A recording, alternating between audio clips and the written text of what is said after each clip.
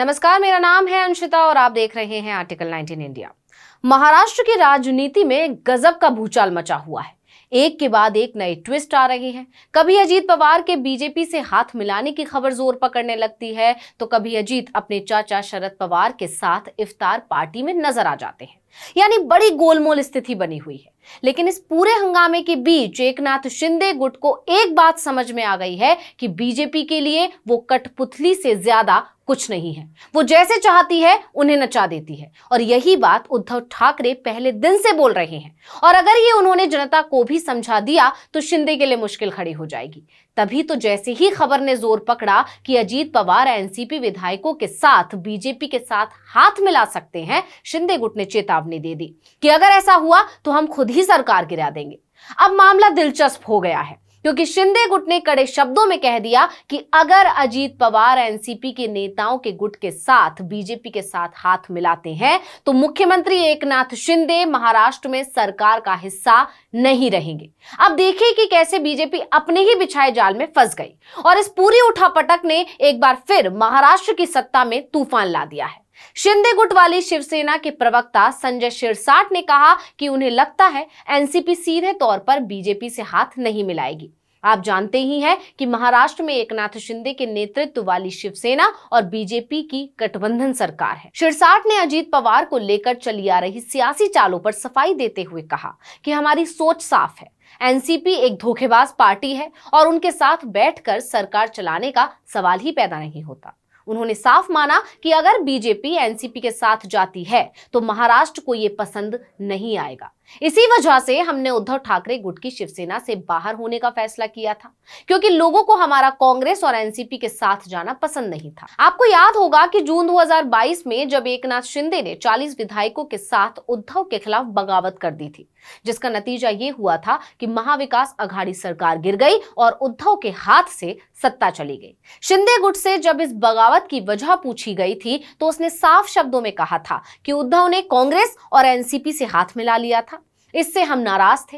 राजनीति के जानकारों का दावा था कि बीजेपी ने शिंदे गुट के विधायकों की इसी नाराजगी का फायदा उठाया था।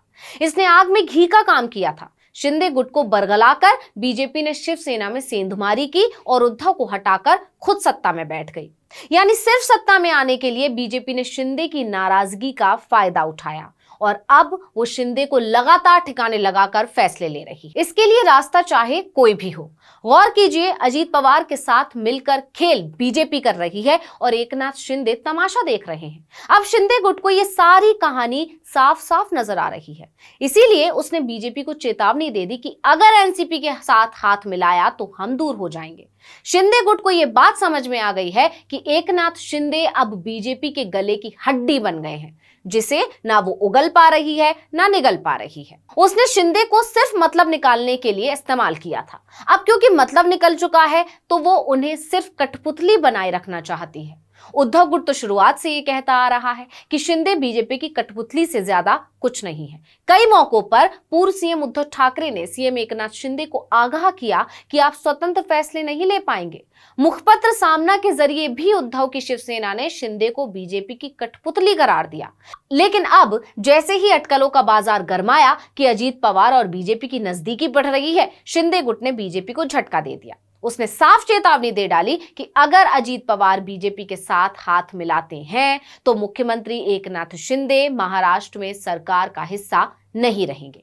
हालांकि शिंदे गुट के प्रवक्ता ने साथ में यह भी कह दिया कि अगर अजीत पवार एनसीपी को छोड़ते हैं तो हम उनका स्वागत करेंगे। अब अजीत पवार के बयान पर गौर करें तो उन्होंने साफ कर दिया कि जब तक जान है एनसीपी से ही जुड़े रहेंगे। यानी अजीत पवार को लेकर जो शर्त शिंदे गुट ने रखी है उसकी संभावना फिलहाल बहुत धूमिल है।